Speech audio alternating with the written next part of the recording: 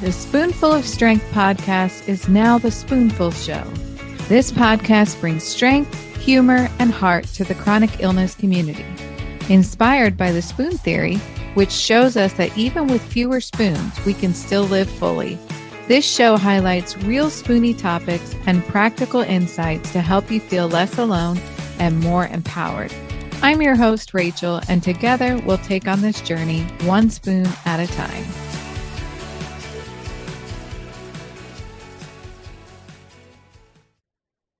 Welcome to this week's episode of the SpoonFull Show. I'm so happy that you've joined me today.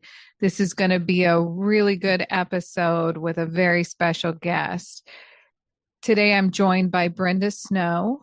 She's lived with MS for 30 years and has turned her journey into a global patient advocacy movement.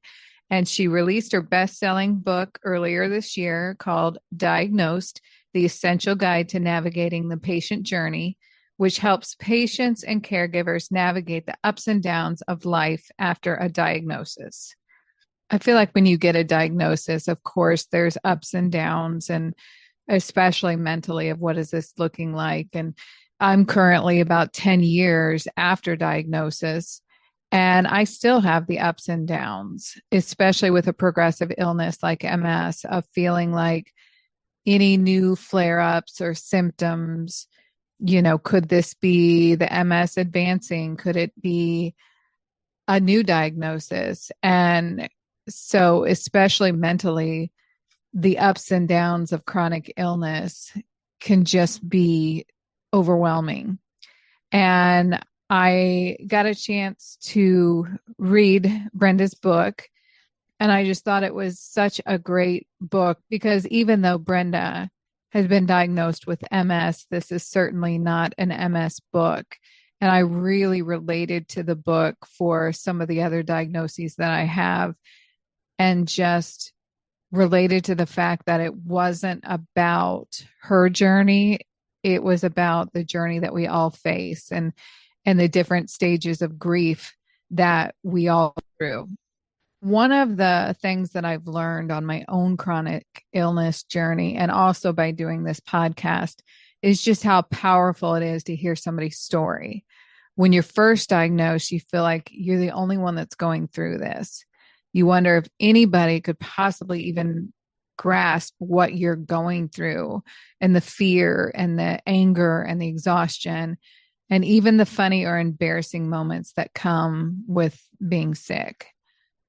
And especially the chronic illness community gives me that chance as well. Storytelling connects us in a way that stats and medical charts never can. And what I love about this podcast is that we're making space for honesty and hope and sometimes some laughter. But that's why our communities matter so much and why today's guest is so special. Brenda has built her career around helping patients share their voices, and she knows that our stories can not only heal us, but change the way the world understands chronic illness. And this book shares the patient journey, but also she talks a lot about caregivers. And I really appreciated that because I know that as a Spoonie myself, sometimes I get wrapped up in all that's happening to me, and I don't realize that this is happening to my family and it's happening to my husband.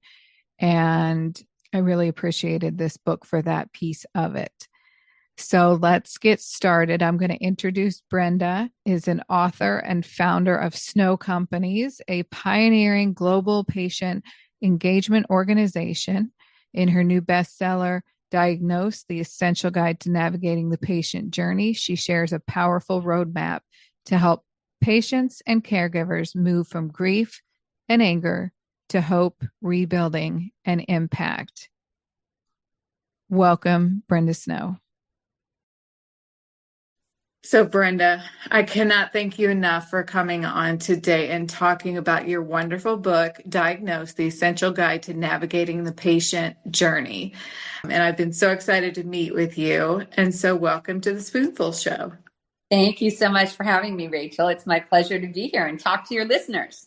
Yes, so excited. So, first of all, can you tell us a little bit about yourself and just introduce yourself to our listeners?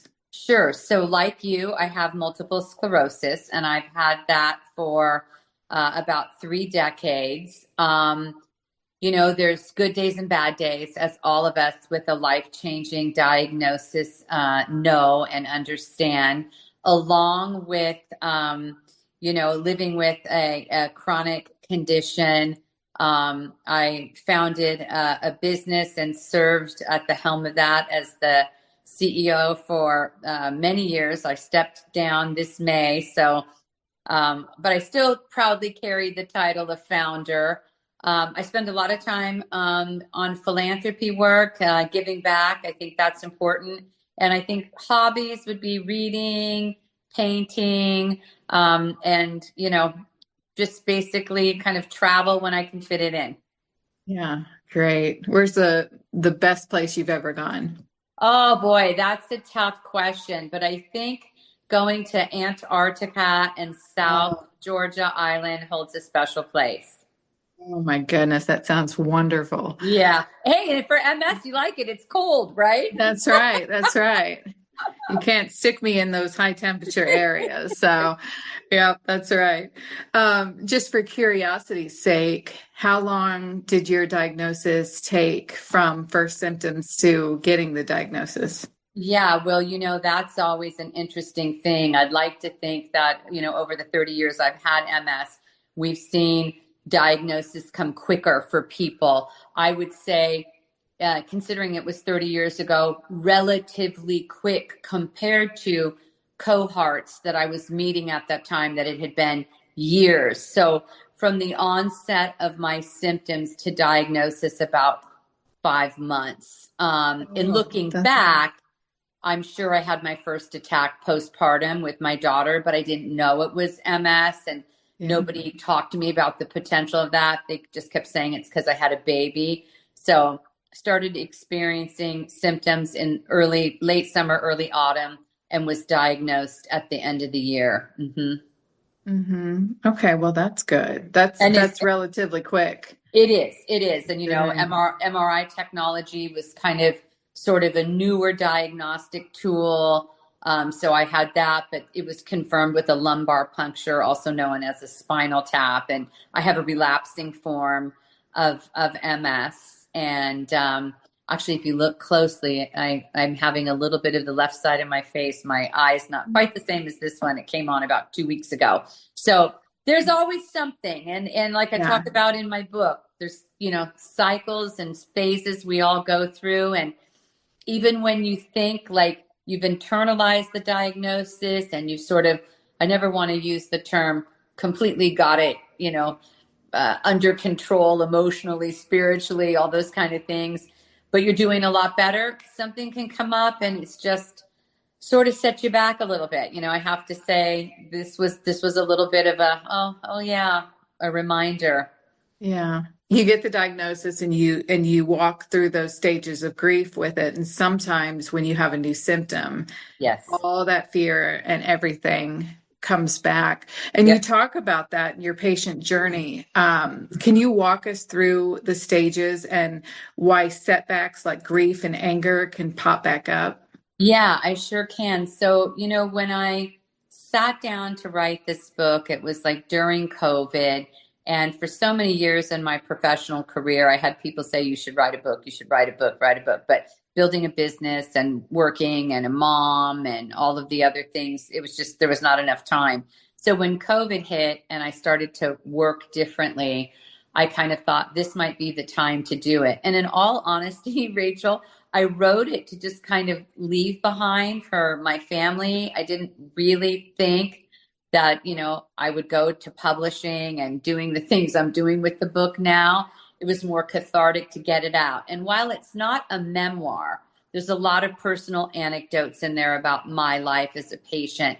But I guess I would say in a very simple sentence, it's the book I wish I had had when I was diagnosed.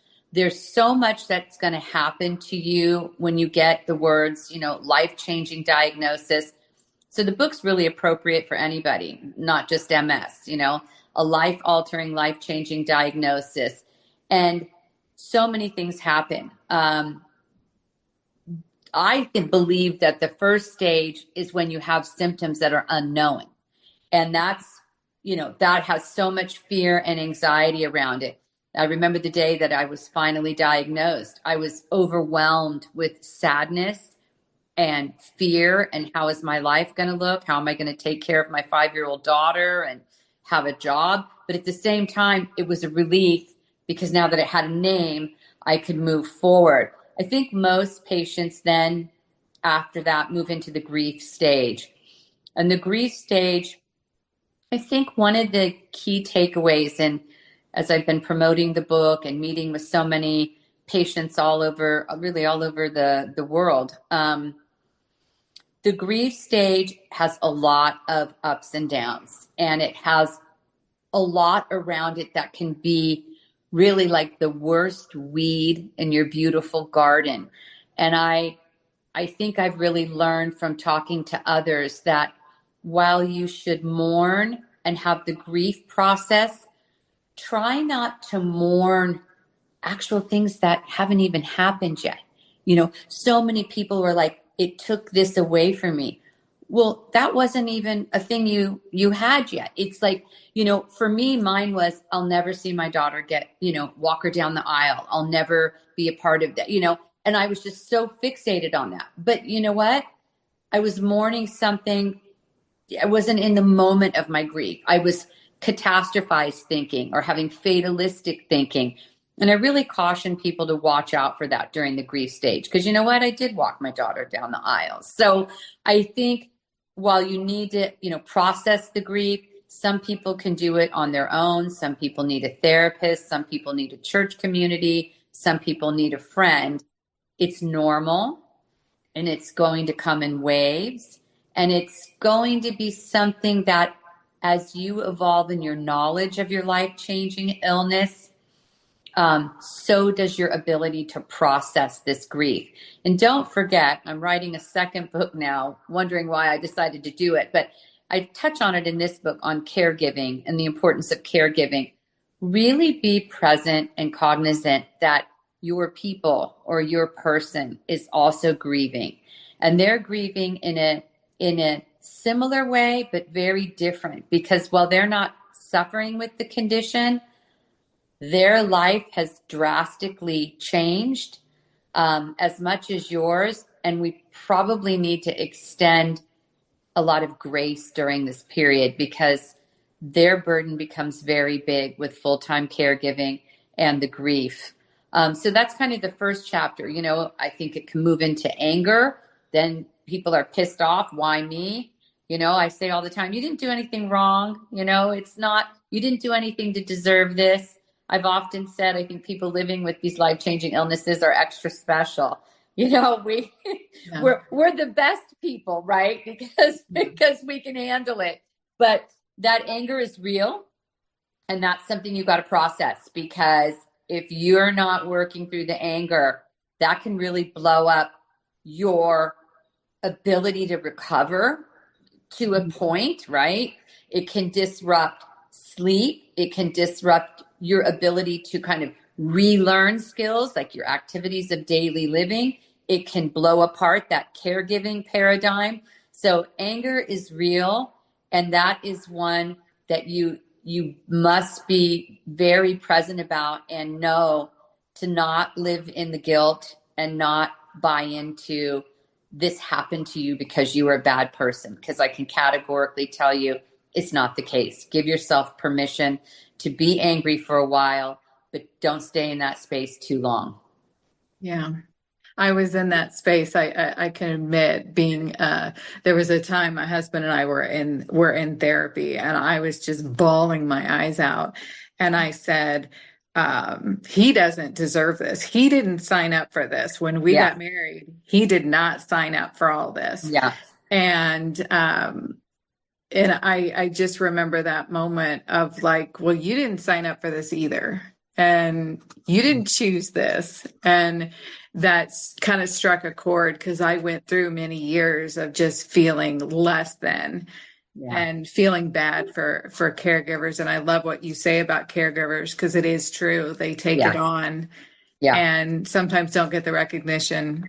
100%. They're sort of invisible in the relationship. I'm working on a chapter right now, actually, that's, and doing a lot of interviews like this. And the most common thing is like, how's Rachel doing?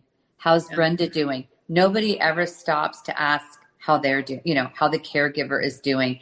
And every one of them have reported they wish somebody asked that, but they feel guilty even for this thought. They feel guilty for wanting somebody to ask and care about them. That's kind of heartbreaking when you think of it. It is. So, because they take on so much. Yes, they do. They do. And talking a little bit about relationships, illness can put a strain on relationships. From what you've seen, what's the biggest mistake people make that hurt their relationships after diagnosis? Well, I think sometimes it sounds very cliche and very trite. Communication is key, this notion, but you do have to be okay with being vulnerable. And, vulnerability is not a weakness, it's a superpower. And if you can be vulnerable with yourself and with, the people that love you, you statistically have a much better chance of sort of keeping these relationships intact, right? It's when you sort of eat your words, bury down what you're thinking because of this grief, this anger, this guilt. And if the other party is doing the same thing, it's like a glass of water. If you keep pouring the pitcher, sometimes it's going to spill over, right? At sometimes somebody's going to blow. And then what's that? It's resentment. It's resentment, it's anger, and it's very hard when the vibrations are that high and the anger is that, to then have a healthy, productive conversation. So I've called it for years a courageous conversation. It's really important to, and work on little openers like, hey, do you have 5 minutes? Because I really need to tell you some scary thoughts I'm having. Or how are you doing with some of your fears? Or is there anything that you need to tell me because I'm in a good place today to receive it? You're not going to disrupt my health or make me sicker. Like, you have to be brave enough to have those little door openers so that you can have a conversation that keeps everybody moving forward in a happy, loving way.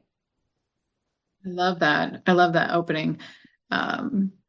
Because I know with my husband, he tends to hold everything back because he doesn't want to put it on me. You have enough going on. And I love that conversation of being ready to accept it. Yeah.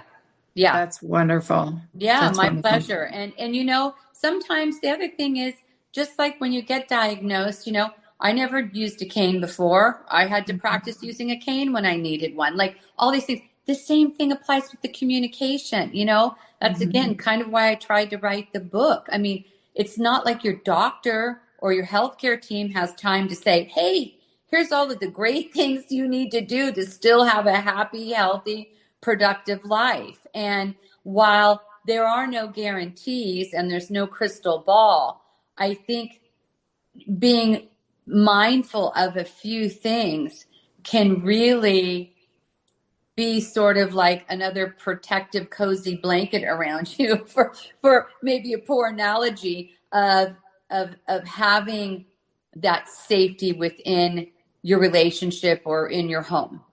Mm-hmm. Yeah. So vulnerability is key. Yes. Very important.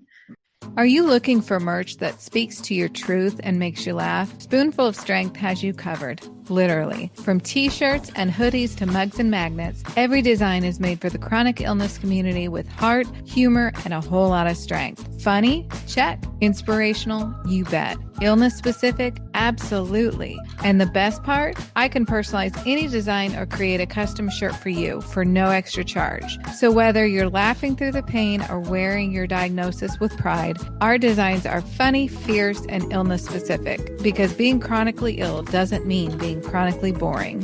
So if you want a sweatshirt that gets you, head to spoonfulofstrength.etsy.com. Now that's spoonful with 2 L's. Use code podcast for 20% off your entire cart. It is so very relatable. This is not a book for people with MS. It's a book for anybody with chronic illness. And early on, you were misdiagnosed and even dismissed as having a mental health issue. And that happens so much in the chronic illness community. But you also praise doctors who helped you. So how did you rebuild trust in the medical system? And what advice would you give to those chronic illness patients who are hearing those words of it's all in your head? Yeah, boy, that's a tough one. And, like I said, the healthcare system today is squeezed more than ever. So it's almost even harder than it was for me. But I first of all say, if you've been treated with a lack of respect, you know that you deserve respect. Everybody deserves respect. And if you are sick and you've got that little inner voice telling you something is not right, listen to it. I was poo-pooed by 3 different doctors, and that breaks your soul. That's soul crushing. I had a moment, I describe it in the book, that my dad was driving me home from an appointment, and I'd say for 30 seconds, I was stopping and thinking, well, am I crazy? Have I made this up? Because it's just, you're looking for people who have taken an oath to help and are doing this noble profession to help individuals who are not feeling well. And it's terrible for anybody. So I have so much sympathy that when you're already down, you were also kicked in the face, right? So listen to that inner voice. And when you're also sick and tired, the last thing you have is energy to keep going. Yet another phone call, yet another email, yet another doctor. Do it. Get somebody to help you do it, because there are people out there that will get you diagnosed and will help you. And when I finally found the right team, I rebuilt my trust by saying simply to her, can we work as a partnership? Because I need to know what the hell's going on with me, because I don't know how I can get better or if I will get better, but I want to try. But I need to know that you're going to work with me and help me get the best care. And that if there's a day that you only have 5 minutes for me, how can I get another 10? Because I have all these questions. Like, I would fax over, or now you can email, my questions ahead of time. I made sure I picked a practice that had a nurse navigator, so that when my neurologist was very busy, I had a point person in the office that could handle the volume of one-off patient questions. And God knows we have them. Everything from, how do I take this medication again, to, my foot feels totally different today, and I was only there last week. Does this mean I'm having an attack? I mean, there's so many little things, especially early on when you're newly diagnosed and this is all so foreign. You want to be building trust with the team that is responsive. If they're not responsive, I'd say that's a bit of a red flag. Time to move on and go healthcare professional shopping. Would you suggest for somebody who's stuck in a doctor they don't want to leave because they have history with this doctor, but are feeling like they're not being heard? Because that's hard to do. I've had to do it before, and it's hard to get that second or third opinion. Mm-hmm. Mm-hmm. What would you recommend? So I think that's a 2-pronged answer. If you want to stay with that doctor for, a variety of reasons, but you don't feel like you're being heard, it goes back to the C word again, courageous conversation, right? And I think for me, my style would be, again, to make sure prior to my arrival to that appointment, I was setting the expectation that I needed to have a conversation while I was there. I would not want the doctor to feel ambushed during that appointment. So I would say, hey, I've got an appointment on, whatever, September 26th. And I would really appreciate an extra 5 minutes to talk about our communication style and sort of give the heads up. And then I think sometimes, I have found too that highly intelligent, specialized healthcare professionals have some ego involved, rightfully so. But I think maybe a better way to open that is so they don't feel attacked or judged and get a little closed off, is to say, I'm feeling like during our appointments, I need this, or how can you help me do this more effectively, whatever your this is, or you can appreciate that I've been with you for 10 or 15 years, but I feel that this relationship isn't as productive as it used to be. What do you think we could do about it? So again, you can say it softly. It doesn't have to be aggressive, not attacking. So that's if you want to stay with the doctor. If you don't want to stay with the doctor and you want to move on, rest assured that today with the comprehensive medical records, electronic records, yes, you might have to bring the next doctor up to speed a little bit. Are they going to sit there and read every page of your file? I'm not going to lie to you, probably not. But at least it will be intact in one place for a reference point, and you can bring that new healthcare team up to speed. And at that point, set your expectations for what you expect out of this relationship. At the end of the day, remember, we are healthcare consumers and we're chronic consumers, right? So, unfortunately, health is a business. So, every time you're going, there's a transaction of payment. So you are consuming and deserve a good product. I think people forget that a lot. Mm-hmm. Yeah. Business girl at heart. What can I say? Yeah. Tell us, speaking of business, tell us about your company, the Snow Companies. Yeah, sure. Well, I love to talk about it, but I have to say that in May of this year, 2025, I finally kind of soft retired. I still do some consulting on the side, but after 25 years at the helm, I have a wonderful new CEO. It's in her very capable hands, and extremely, extremely proud of the team. I started off years ago with myself in the attic of my home, and today, it employs 425 people globally and is a very successful organization. And the impetus was really on, one fundamental foundation that came out of my own patient experience, is that I wanted to connect with and talk to somebody just like me. Today, we're so lucky to have people like you, Rachel, podcasts, so many ways to get good information and consume. Back when I was diagnosed, come on, Google wasn't even a thing, right? So there was only support groups. I went to one once. It was like a pity party. I try to be a positive person, and I thought, I can't do this every week. This is sucking my soul, the life out of me. Everybody here is so negative. So I started, trying to connect with other people by sharing my story of what had happened to me, what I was doing that was working for me.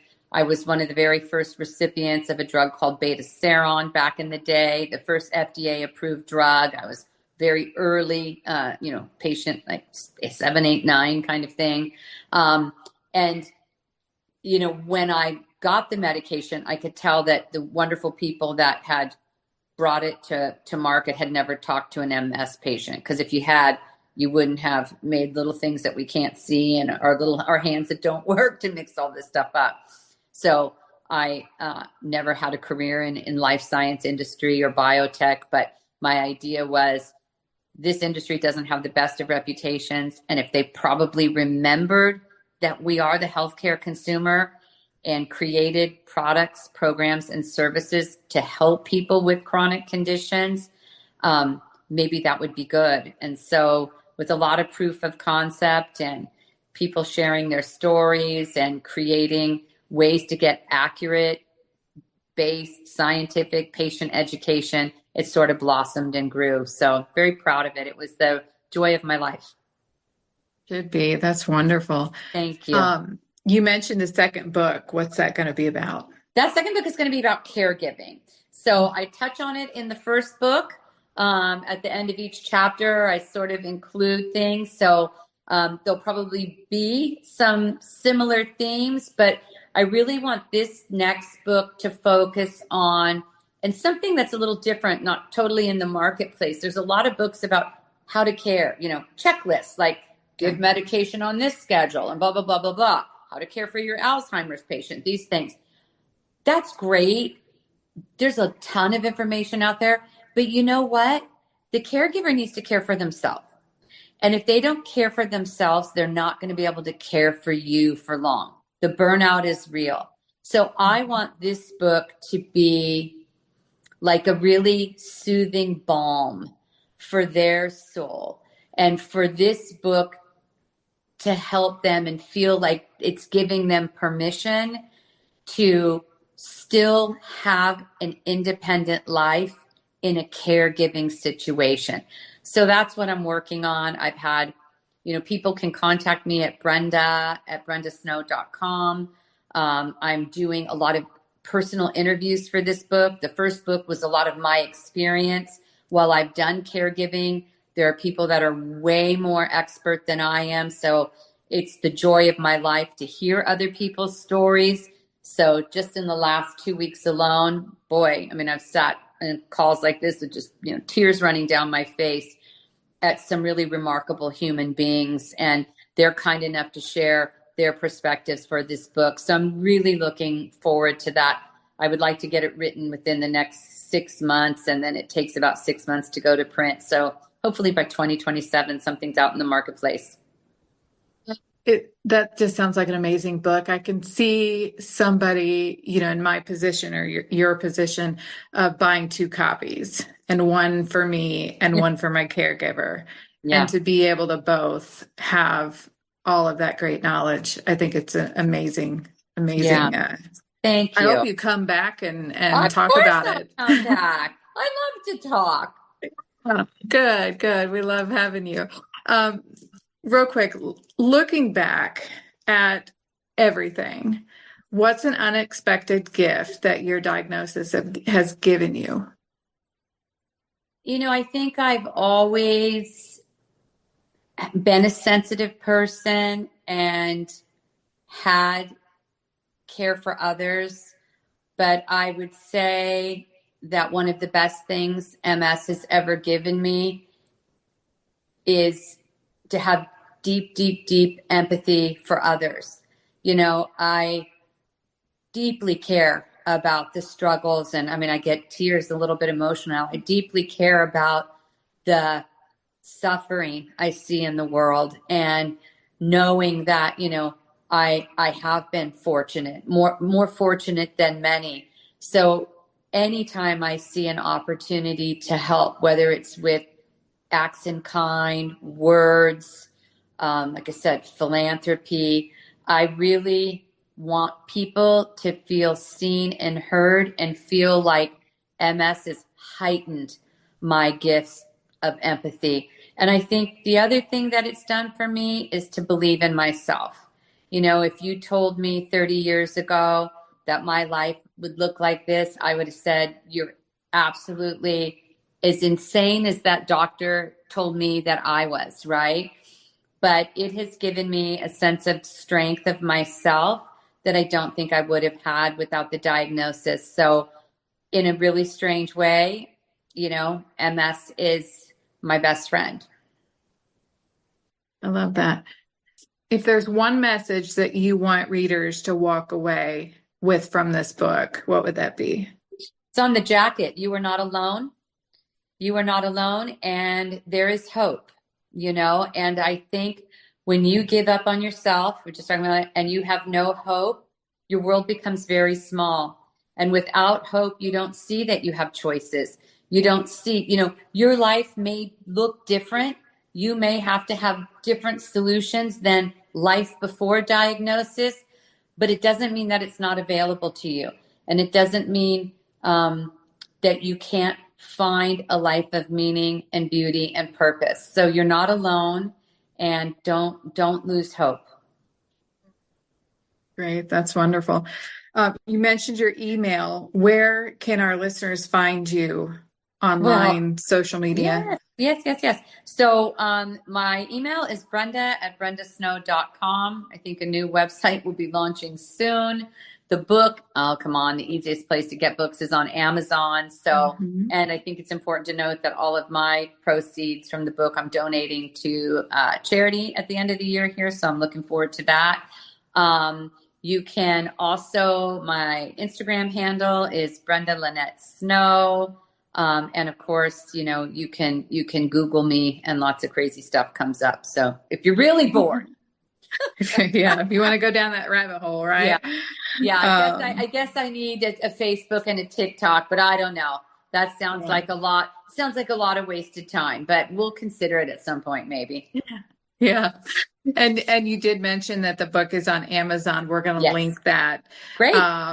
Throughout Instagram and through the podcast as well. But what you forgot to mention is that it's an Amazon bestseller. Yes, it is. It is. That's great. That's great. And I know why. After reading the book, it really is a great amount of knowledge for people who, no matter what they have, of just getting through it and learning from their diagnosis. So that means the world to me. I really appreciate that feedback. I really loved it. So we will make sure that we can tell people where to find that. So it's just been a joy having you on. I think I probably could have talked to you for another hour or so, but anytime. You know how to me. I love doing this, and there's a whole bunch of topics we can talk about. So anytime you want me back, it would be my pleasure and honor to come.